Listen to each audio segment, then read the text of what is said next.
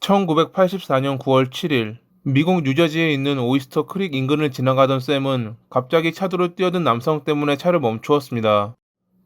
무슨 일이냐고 묻는 샘에게 남성은 다급한 목소리로 아내가 총에 맞아 경찰을 불러야 한다며 도움을 요청했죠. 샘은 곧바로 근처에 있는 공중전화로 차를 몰아 경찰에 신고한 뒤 남성의 안내를 받아 오이스터 크릭 입구로 향했습니다. 입구 앞에 주차해 있는 자신의 차를 가리킨 남성.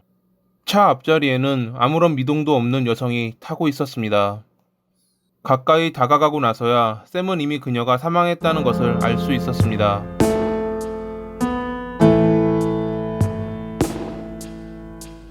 잠시 후 도착한 경찰에게 아내 마리아와 집으로 돌아가던 중 타이어가 문제를 일으켜 잠시 이곳에 주차했다고 말했던 로버트. 당시 그는 타이어를 확인하기 위해 차에서 내렸는데 그 사이 뒤에서 다른 차가 오는 소리가 들렸다고 합니다. 신경 쓰지 않고 타이어를 살피던 그는 갑자기 머리에 전해지는 충격에 정신을 잃었고 깨어났을 땐 마리아가 죽어 있었으며 돈이 사라진 상태였다고 합니다. 무슨 돈이냐는 질문에 그는 아내와 함께 애틀랜틱 시티에 있는 카지노에서 돈을 따고 돌아오는 길이었다고 설명했습니다. 그의 말이 사실이라면 카지노에서 그들 부부를 유심히 보았던 누군가가 범행을 저질렀을 가능성도 있어 보였습니다.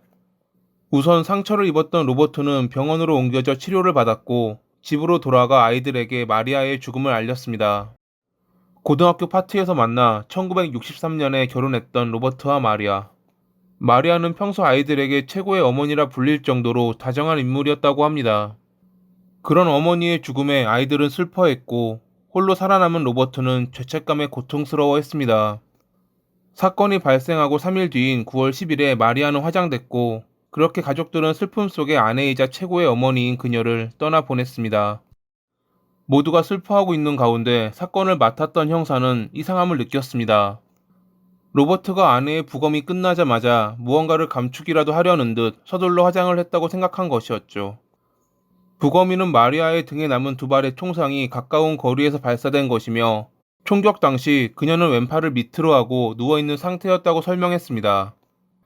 즉 그녀가 앞자리에서 자는 사이 범인이 뒷자리에서 총을 발사했다는 것이죠.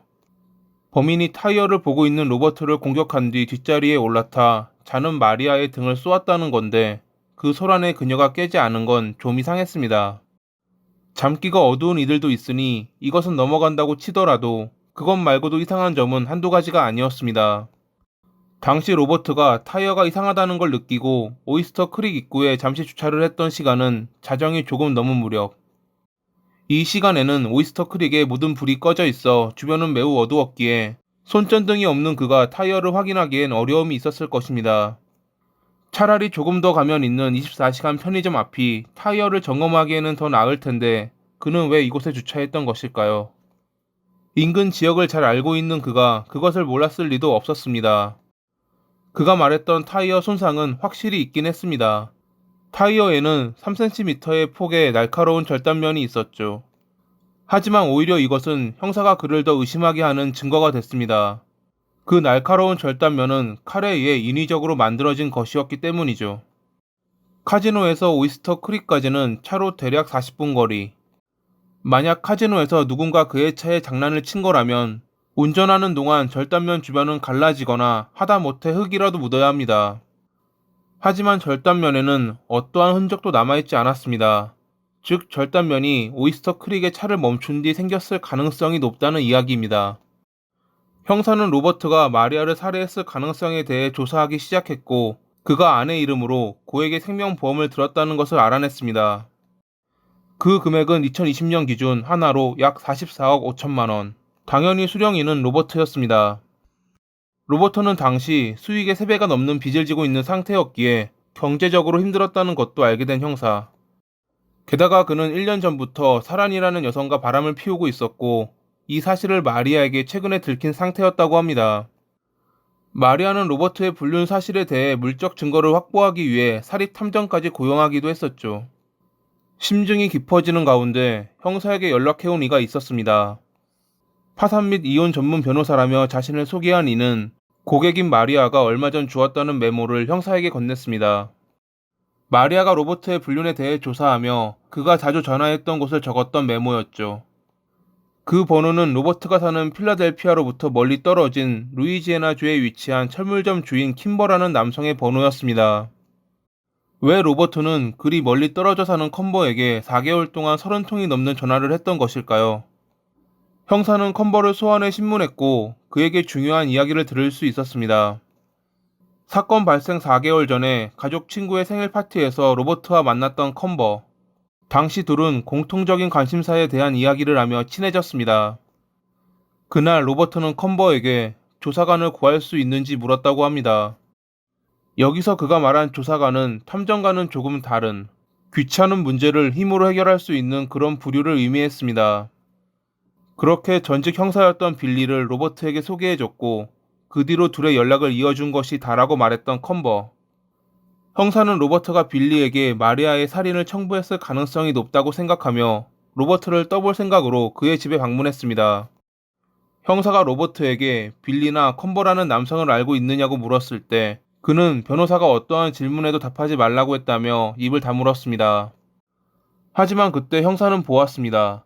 로버트의 눈이 심하게 흔들리고 있는 것을 말이죠. 1984년 9월 26일 검찰은 우선적으로 컴버를 살인 공모 혐의로 기소했고 이 소식을 접한 로버트는 곧바로 반응을 보였습니다. 레이크 우드에 있는 한 호텔에서 수면제를 먹고 자살 기도를 했던 것이죠. 하지만 그는 감시하고 있던 경찰들로 인해 빠르게 병원으로 옮겨져 생명을 건질 수 있었습니다. 검찰은 서둘러 로버트와 빌리를 기소했고 그렇게 그들은 사건이 발생한 지 3개월 만인 12월 19일에 체포됐습니다. 신문 과정에서 빌리는 로버트가 자신에게 돈을 주며 마리아의 살인을 청부했고 계획대로 오이스터 크릭에서 범행을 저질렀다고 자백했습니다. 그날 레리라는 히트맨과 함께 로버트와 마리아가 오이스터 크릭에 오자 마리아를 살해하고 로버트의 머리에 상처를 내 강도의 소행으로 꾸몄다는 빌리. 그가 이리 빠르게 자백한 이유는 검찰과 사법 거래를 했기 때문이었습니다. 전직 형사 출신이었던 그는 자신이 공범이자 중요 증인이라는 것을 알아차린 것이죠. 검찰 측의 중요 증인이 된 빌리는 그렇게 5년의 징역을 선고받았다고 합니다. 빌리가 지목한 히트맨 레리는 사건 당시 다른 장소에 있었다는 가족들의 증언으로 1986년에 무죄 판결을 받고 석방됐지만 2014년에 살인죄를 인정했습니다. 일사부재리로 인해 레리가 살인죄로 다시 재판을 받을 수는 없었지만 그는 다른 범죄로 인해 2071년이 되어야 가석방 신청이 가능한 수감자가 됐습니다. 살인 청부를 했던 로버트는 1986년 3월 5일에 1급 살인죄로 사형을 선고받았지만 형 집행이 오랜 기간 미뤄지며 2015년 2월 21일 감옥에서 76살의 나이로 사망했습니다. 여담으로 로버트와 빌리를 이어주는 중개인 역할을 했던 컴버는 1986년에 가석방 없는 30년의 징역을 선고받았다고 합니다.